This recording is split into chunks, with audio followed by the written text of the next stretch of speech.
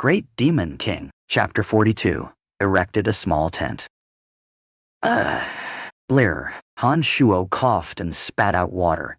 His face flushed bright red. His hands instinctively moved to pry Fanny's clenched fingers from his neck. Master Fanny, what are you doing? I'm injured. Can't you be more gentle? He croaked with a wry smile. As the words left his mouth, his eyes widened in disbelief. Fanny and Lisa stood before him, their upper bodies completely exposed, the moonlight highlighting their flawless snow-white skin. Fanny's ample, perfectly shaped figure and Lisa's more modest yet delicate form were entirely visible. Their drenched, translucent undergarments clung to them, barely concealing the essentials, and in some places, they revealed more than they hid. Han Shuo's little brother, which had briefly wilted under the stress of near death, suddenly stood to attention again, defying all reason and circumstance. Brian, you're awake, Lisa exclaimed, with relief. Her tone turned questioning as she glanced at Fanny, noticing her aggressive demeanor. Master Fanny, why are you treating him like this? He saved us. Fanny's face turned a deep shade of red as she pointed furiously at Han Shuo's lower body. Look at that. If he were truly unconscious, would that be standing? Her voice trembled with a mix of fury and embarrassment. She didn't wait for an answer and began twisting Han Shuo's arm and pinching his sides in a storm of indignation. Han Shuo, still lying stiff on the ground, was caught between amazement at Fanny's striking appearance and panic at her wrath. His eyes darted around wildly, but a sudden thought sparked in his mind, prompting him to blurt out, "It's not what you think. The python's venom caused my whole body to stiffen.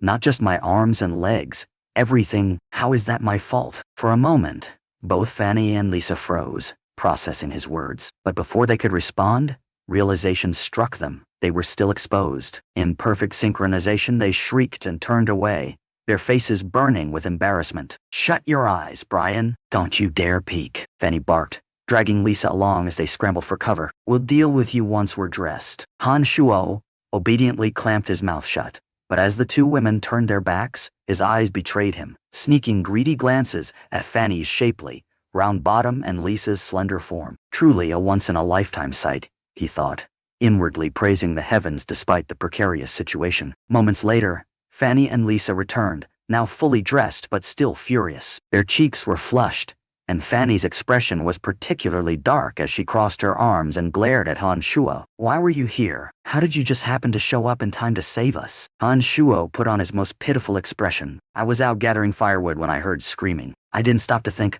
I just ran to help. Master Fanny, look at me. I'm hurt everywhere. My chest, my cheek. This was all for you and Lisa. Do you still doubt my intentions?" Lisa's expression softened, but she cast a wary glance at the still obvious bulge in his lower body. She clicked her tongue in annoyance, but stepped in to defend him. "Master Fanny, Brian saved our lives. He nearly died for us. Can't you forgive him?" Fanny hesitated, biting her lip. "But Lisa, he saw us, everything." Her voice cracked with frustration, and she stomped her foot in indignation. Lisa sighed. "We're the only ones who know about this. I won't say anything, and I'm sure Brian won't either. Let's just pretend it never happened. Okay, he saved us. We can't punish him for that." "I didn't see anything," Han Shuo blurted out, trying to look as innocent as possible. "I swear, Master Fanny, I didn't see a thing. Please don't kill me." "Shut up," Fanny snapped, but her anger gave way to resignation. She crossed her arms and sighed heavily. "This isn't over, Brian. I'll deal with you later. For now, we'll let it go. But don't think I've forgotten." Eager to escape further scrutiny, Fanny turned to the lake. "Lisa, watch him. I'll go extract the python's magical core. It's a level 3 creature, after all. We can't waste it." She dove into the water without another word, this time keeping her clothes on, though her movements still exuded a natural elegance. Lisa watched her go before turning back to Han Shuo. She sighed softly, kneeling beside him. "Brian, I know why you risked your life out there. It's because of me, isn't it?" Her voice was quiet, tinged with guilt. Han Shuo blinked, startled.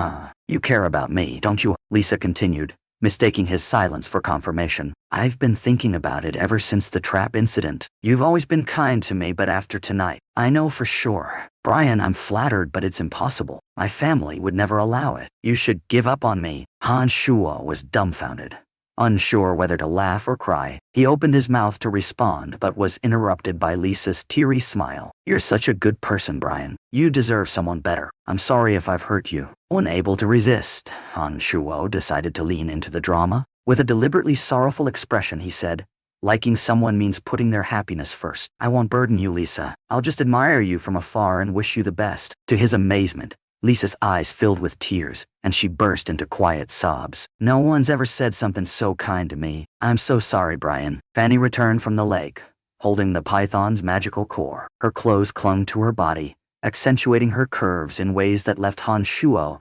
momentarily stunned. Seeing Lisa's tear-streaked face, Fanny immediately turned her ire on Han Shuo. "Brian, have you bullied her again?" No, it's not his fault," Lisa quickly interjected. "I was just overwhelmed after everything that happened." Fanny frowned but let it go. "Fiend. But Brian, don't think you're off the hook. The way you've been acting lately.